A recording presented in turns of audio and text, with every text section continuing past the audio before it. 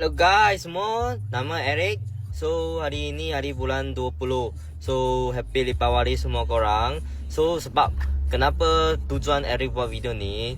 Sebab ada satu customer, dia hanya malam ada masa baru boleh jumpa dengan Eric.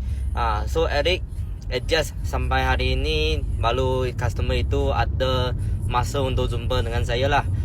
So sekarang Eric on the way pergi jumpa dia sebab dia nak apply loan, tapi dia kerja pagi sampai pukul malam.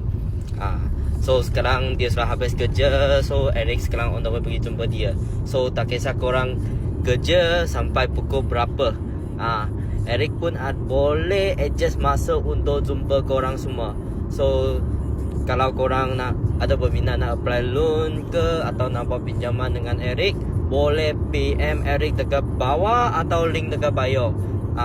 So Eric sekarang malam ni pergi jumpa customer lah. Okay ya, korang bye.